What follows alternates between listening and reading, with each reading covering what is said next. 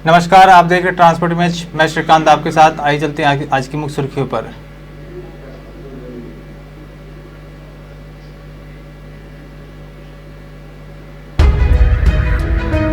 कर्नाटक में टीपू सुल्तान की 100 फीट ऊंची मूर्ति लगाने का कांग्रेस एमएलए का वादा, सिद्धरमैया ने किया सपोर्ट।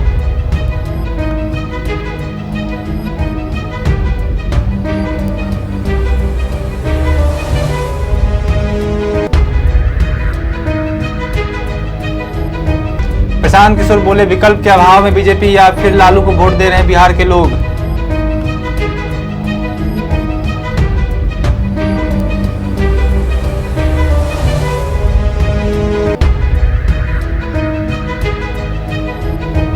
बिहार में भी बढ़ेगा आरक्षण, नीतीश सरकार के सहयोगी दल ने की कोटा 77% करने की मांग।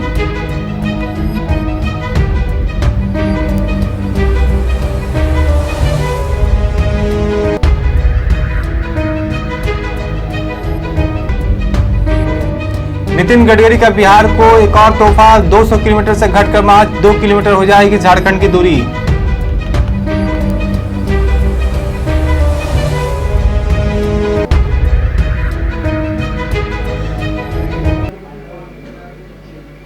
आइए चलते खबरों के विस्तार से। कांग्रेस के एक और विधायक कर्नाटक के टीपू सुल्तान की 100 फुट ऊंची मूर्ति लगाने का वादा करने के एक दिन बाद पार्टी के वरिष्ठ नेता और पूर्व सीएम सिद्धरमैया ने इस प्रोजेक्ट को अपनी सहमति दे दी है। साथ ही उन्होंने भाजपा पर इतिहास के तथ्यों को तोड़ मरोड़ कर पेश करने और झूठी बातें कहने का भी आरोप लगाया है। साथ ही कांग्रेस विधायक के वादे के बारे में पूछे जाने पर सिद्धरमैया ने कहा कि टीपू सुल्तान की मूर्ति क्यों नहीं बनाई जा सकती, उन्होंने बनाने दो, क्या वह इसके लायक नहीं है। जिस पर उन्होंने कहा कि भाजपा ने इतिहास को तोड़ मरोड़ कर पेश किया है। उन्होंने नारायण गुरु अंबेडकर और अन्य के बारे में क्या कहा, वे झूठी बातें करते हैं, क्योंकि इस हफ्ते की शुरुआत में कर्नाटक में कांग्रेस के विधायक तनवीर सैद ने मैसूर के श्रीरंगपट्टन में टीपू सुल्तान की 100 फीट ऊंची मूर्ति का वादा किया था और नरसिम्हाराज सीट से विधायक के चुने गए सैद ने कहा कि ये मूर्ति आने वाले पीढ़ियों के लिए टीपू सुल्तान के सच्चे इतिहास के प्रतीक के रूप में खड़ी रहेगी। और विधायक ने दावा किया है कि उस योद्धा के इतिहास को सत्तारूढ़ भारतीय जनता पार्टी ने विकृत किया है। बिहार के बेतिया में प्रशांत किशोर ने कहा है कि बिहार में जनता की मजबूरी का दलों के द्वारा फायदा उठाया जा रहा है। पूरे बिहार में एक बड़ी संख्या भाजपा को सिर्फ इसलिए वोट कर रही है क्योंकि वह लालू के जंगल राज को वापस देखना नहीं चाहती, तो दूसरी तरफ एक बड़ी संख्या में ऐसी भी है जो लालू को इसलिए वोट कर रही है क्योंकि वह भाजपा को वोट नहीं कर सकती। वहीं पीके ने कहा है कि आप उदाहरण के तौर पर देख लीजिए, चंपारण में पिछले 30 सालों में भाजपा जीत रही है और फिर भी यहाँ इतनी समस्याओं पर हम बैठकर चर्चा कर रहे हैं। इसके साथ ही बिहार में ध्वस्त शिक्षा व्यवस्था का जिक्र करते हुए प्रशांत किशोर ने कहा है कि बिहार में शिक्षा व्यवस्था एकदम ध्वस्त हो चुकी है। पद यात्रा के दौरान शायद ही कोई स्कूल मुझे ऐसा देखने को मिला जहां एक विद्यालय की 3 मूलभूत चीजें, शिक्षक, छात्र और बिल्डिंग, तीनों एक साथ मौजूद हों। जहां बिल्डिंग और छात्र हैं वहां शिक्षक नहीं है। हैरानी तब होती है जब पढ़े लिखे मुख्यमंत्री नीतीश कुमार के 17 साल के शासनकाल में भी शिक्षा का हालात ध्वस्त है। एक लाइन में कहें तो बिहार में के स्कूलों में खिचड़ी बट रही है और कॉलेज में डिग्रियां बट रही है।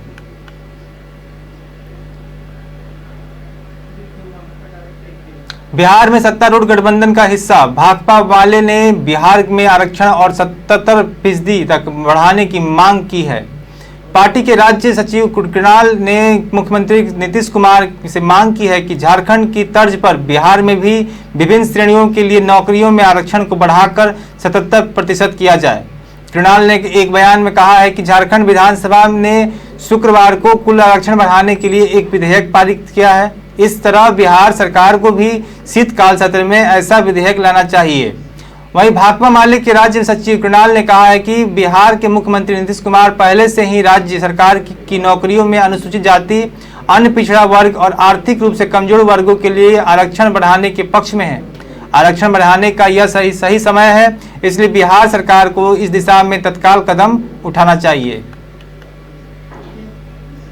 आरबीआई के गवर्नर शशिकांत दास ने एक कार्यक्रम में कहा है कि फॉरेक्स रिजर्व को दिखावे के लिए नहीं रखा गया है, बल्कि ऐसे समय पर इस्तेमाल के लिए जमा किया गया है। दरअसल आरबीआई ने रुपए में भारी जारी गिरावट को रोकने के लिए विदेशी मुद्रा भंडार का इस्तेमाल किया, जिसकी थोड़ी आलोचना भी हुई थी। वहीं दास ने इस संबंध में आरबीआई की स्थिति साफ की है। उन्होंने कहा है कि फॉरेक्स रिजर्व को काम में लाना इसलिए जरूरी है ताकि एक्सचेंज रेट में बड़ी अस्थिरता से बचा जा सके, और कहा कि आरबीआई भंडार को अंधाधुंध खर्च कर रही है। ऐसा नहीं है, हमने इसे बचाकर ऐसे ही समय के लिए रखा है। मैं पहले भी कह चुका हूं कि आपको बरसात में अपने छत का इस्तेमाल करना ही पड़ता है। हमने रिजर्व को केवल दिखावे के लिए नहीं रखा है। बिहार के रोहतास जिला में अब झारखंड के पलामू की दूरी मात्र 2 किलोमीटर रह जाएगी। ऐसा संभव हो पाएगा भारत सरकार के पथ परिवहन विभाग के द्वारा निर्माण किए कराए जा रहे पंडुका पुल के कारण, जिसका शिलान्यास करने के लिए सोमवार को केंद्रीय पथ परिवहन मंत्री नितिन गडकरी रोहतास आ रहे हैं। वहीं सासाराम जिला मुख्यालय से लगभग 130 किलोमीटर दूर पंडुका गाँव में सोन नदी के किनारे इस गाँव के पुल का शिलान्यास किया जाएगा, जिसकी तैयारी अंतिम चरण पर है। सासाराम से भाजपा के सांसद छेदी पासवान पिछले 2 दिनों से पंडुका में डटे हैं और तथा तैयारी की समीक्षा भी कर रहे हैं। तमिलनाडु में कई जगहों पर मध्यम से भारी बरसात के कारण राजधानी चेन्नई के कई इलाकों में भारी जल जमाव हो गया है। इसके कारण आम जनजीवन अस्त व्यस्त हो गया है। भारी वर्षा के कारण कई जगह बांधों में पानी भर चुका है और डैम ओवरफ्लो होने देखने को मिल रहा है। तमिलनाडु के थैनी, डिंडीगुल, मदुरै, शिवगंगा और रामनाथपुरम में के जिलों में बाढ़ का अलर्ट जारी किया गया है। बांध अधिकारी ने बताया कि थैनी में वैगई बांध से 4230 क्यूबिक फीट अतिरिक्त पानी छोड़ा गया है, जबकि आईएमडी के पूर्वानुमान के मुताबिक चेन्नई में आज भी बारिश होने की संभावना प्रकट की गई है। मनी लॉन्ड्रिंग मामले में विधायक बेटे अब्बास अंसारी और साले शर्जील रजा की गिरफ्तारी के बाद अब ईडी बाहुबली मुख्तार अंसारी की बेनामी संपत्तियों पर कार्रवाई करेगी। दरअसल कस्टडी रिमांड के दौरान अब्बास अंसारी और शर्जील से अब तक हुई पूछताछ में कई बड़े खुलासे हुए हैं। वहीं जानकारी मिल रही है कि ईडी की कार्रवाई के बाद करोड़ों रुपए दूसरे के नाम पर निवेश किए गए हैं। विकास कंस्ट्रक्शन समेत अन्य कंपनियां से बाहरी लोगों को रुपए भी दिए गए हैं। वहीं अब ईडी की नज़र उन लोगों पर भी है जिनके नाम निवेश किए गए हैं और जिन्हें रुपए दिए गए हैं। ईडी इसे मुख्तार अंसारी की बेनामी संपत्ति मानते हैं हुए कार्रवाई करने की तैयारी में लग चुकी है। ईडी मुख्तार अंसारी के अवैध संपत्तियों की तलाश में जुट चुकी है। ईडी ने अब तक मुख्तार अंसारी के परिवार के 2 दर्जन से अधिक बैंक खातों का खंगाल चुकी है। पता चला है कि करोड़ों रुपए दूसरे लोगों को दिए गए हैं, जिनके खातों में रुपए ट्रांसफर किए गए हैं। ईडी उन्हें भी पूछताछ के लिए बुला रही है। झारखंड के जमशेदपुर में चक्रधरपुर के हिंदूवादी नेता गिरिराज सेना प्रमुख कमलदेव गिरी की हत्या कर दी गई है, जहां पर घटना के बाद शहर में तनाव परिस्थिति को देखते हुए शहर के में प्रशासन ने धारा 144 लगा दी है। धारा 144 लगने के बाद शहर के प्रमुख पवन चौक में काफी संख्या में पुलिस बल की तैनाती भी की गई है। इसके साथ ही रैपिड एक्शन फोर्स की भी तैनाती कर दी गई है। शहर के अन्य चौराहों पर प्रमुख जगहों में भी पुलिस बल की तैनाती की गई है। दिल्ली में आज सुबह वायु प्रदूषण का स्तर बहुत खराब श्रेणी में रहा है। आसमान में धुंध की परत छाई रही, जिसके कारण दृश्यता कम रही है। राष्ट्रीय राजधानी का समग्र वायु गुणवत्ता सूचकांक 320 मापा गया। हालांकि यह 2 दिन पहले के मुकाबले काफी अच्छी स्थिति है, जब पूरे दिल्ली एनसीआर में कई स्थानों पर एयर क्वालिटी इंडेक्स से 500 के पार या उसके आसपास पहुंच गया था। वहीं शनिवार को तेज हवाएं भी चली, जिसके कारण प्रदूषण के कुछ राहत मिली है। हालांकि पड़ोसी राज्यों खासकर पंजाब में पराली जलाए जाने के कारण हवा की गुणवत्ता अब तक बेहतर नहीं हो पाई है।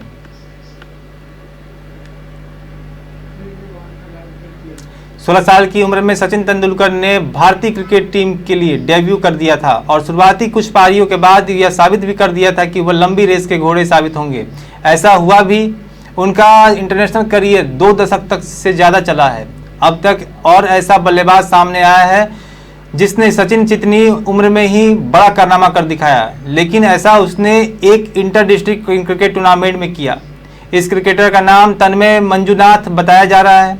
16 साल के तन्मय ने एक 50 ओवर के मैच में अकेले 407 रन ठोकने का कारनामा किया। बता दें कि उसने सिर्फ 165 गेंद खेलकर ही इतने रन बनाए हैं।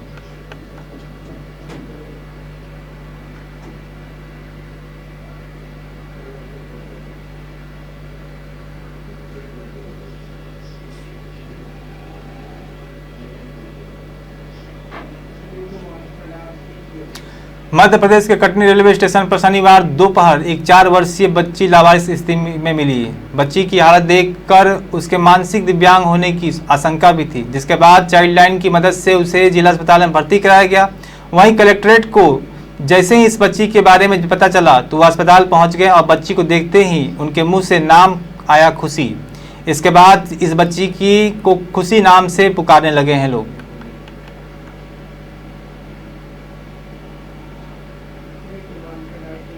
भारतीय शेयर बाजार में जारी तेजी से के पीछे विदेशी निवेशकों की खरीदारी का बड़ा हाथ बताया जा रहा है। वहीं इस महीने 2 सप्ताह में भी कम समय में फॉरेन पोर्टफोलियो इन्वेस्टर्स ने 19,000 करोड़ की खरीदारी की है। विदेशी निवेशकों की यह खरीदारी भारत में दूसरी तिमाही के बेहतर नतीजों और रुपए में मजबूती के बीच आई है। वहीं नवंबर में अब तक सेंसेक्स करीब 1050 अंक और निफ्टी 50,350 अंक से अधिक बढ़ चुका है। साथ ही भारतीय शेयर बाजार एक बार फिर एफपीआई की पसंद बन गए हैं। वहीं घरेलू निवेशकों ने बिकवाली की है। एफपीआई के घरेलू शेयर बाजार में खरीदारी का रुझान अभी भी जारी देखने को उम्मीद है। उत्तर प्रदेश शासन के निर्देशानुसार क्षेत्रीय सेवा योजना कार्यालय की ओर से मेरठ के गंगानगर स्थित एक निजी विश्वविद्यालय में रोजगार मेले का आयोजन किया गया, जहां इस मेले में विभिन्न शहरों की लगभग 60 कंपनियां प्रतिनिधि युवाओं का साक्षात्कार लेने के लिए पहुंचे हैं। वहीं इस अवसर पर जिन युवाओं का साक्षात्कार में चयन हुआ उनको on the spot offer letter भी प्रदान किया गया है, जहां पर क्षेत्रीय सेवा योजना कार्यालय के सहायक निदेशक एवं यूनिवर्सिटी के उपाध्यक्ष शशि भूषण ने बताया है कि कुल 13,000 से अधिक पदों पर युवाओं को रोजगार उपलब्ध कराना था, जिसमें इन पदों के साक्षात्कार के लिए कुल 2929 युवा ही रोजगार मेले में पहुंचे हैं, जबकि साक्षात्कार के बाद 822 युवाओं का ही इन पदों पर चयन हो पाया है। जो पद रिक्त बताए जा रहे हैं उन पर भी योग्य युवाओं का रोजगार उपलब्ध कराने के लिए जल्द ही मेले का आयोजन किया जाएगा। सोमवार को राष्ट्रपति द्रौपदी मुर्मू देवघर पहुंच रही हैं। इसे लेकर जिला प्रशासन युद्ध स्तर पर तैयारी में लग चुकी है। महामहिम के आगमन एवं उनके पूजा अर्चना के कार्यक्रम को सफलतापूर्वक संपन्न कराने के लिए जिला प्रशासन तैयारी में जुट चुकी है। वहीं मंदिर के में लगे दुकानों को सुव्यवस्थित करने, साफ सफाई करने,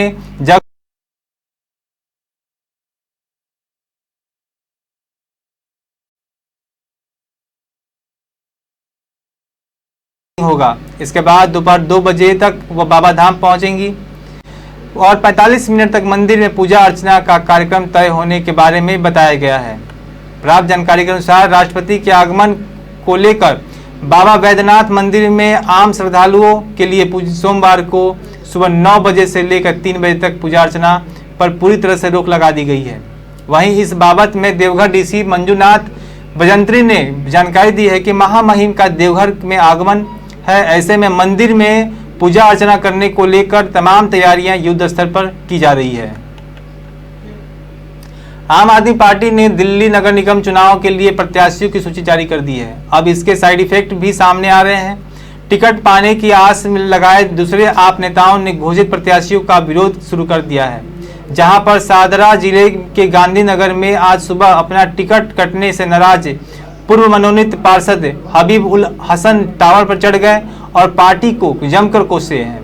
हबीब उल हसन का कहना है कि उनको टिकट नहीं मिली तो कोई बात नहीं, लेकिन उन्हें निर्दलीय चुनाव लड़ने से रोकने के लिए उनके असली दस्तावेज ही नहीं दिए जा रहे हैं। साथ ही आम आदमी पार्टी ने वार्ड नंबर 180 बदरपुर से सीमा भाटिया को हटाकर अब उनकी जगह मंजू देवी को टिकट दिया गया है।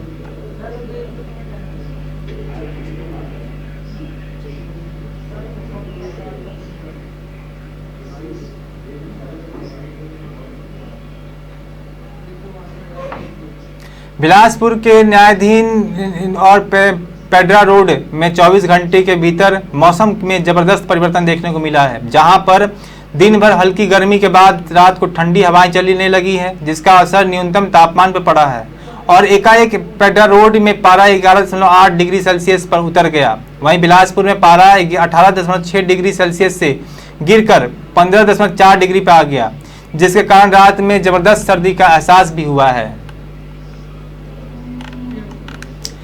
अपनी मूंछों पर दांव पर लगाकर छत्तीसगढ़ के भाजपा की सरकार बनाने वाले भाजपा के कद्दावर नेता स्वर्गीय दिलीप सिंह जदयू की जसपुर में लगी आदमकद प्रतिमा का अनावरण 14 नवंबर को आरएसएस के सरसंघचालक के मोहन भागवत करने वाले हैं, जिसके लिए तैयारियां पूरी कर दी गई है। वहीं साल 2013 में तत्कालीन मुख्यमंत्री डॉक्टर रमन सिंह की घोषणा के 9 साल बाद स्वर्गीय दिलीप सिंह जदयू की प्रतिमा का अनावरण किया जा रहा है। इसके साथ ही प्रतिमा अनावरण को लेकर कांग्रेस ने भाजपा पर जदयू की उपेक्षा और उनके नाम पर राजनीति करने का आरोप भी लगाया है। वहीं भाजपा इस सिरे को खारिज कर रही है। मैनपुरी में भाजपा विधायक और उत्तर प्रदेश सरकार के मंत्री जयवीर सिंह ने कहा है कि मुलायम सिंह यादव और उनकी पुत्रवधू डिंपल यादव के सियासी कदर में जमीन आसमान का अंतर है और दावा किया है कि 5 दिसंबर को सपा के गढ़ मैनपुरी सीट पर होने वाले उपचुनाव में कमल खिलने वाला है। वहीं समाजवादी पार्टी ने पार्टी प्रमुख अखिलेश यादव की पत्नी डिंपल यादव को मैनपुरी संसदीय सीट में अपना उम्मीदवार बनाया है और यह सीट पार्टी छत्र मुलायम सिंह यादव के निधन के बाद खाली हो गई थी। आप देख रहे थे हमारे साथ देश दुनिया की खबरें। आगे की खबरों को देखने के लिए हमारे साथ बने रहें। नमस्कार।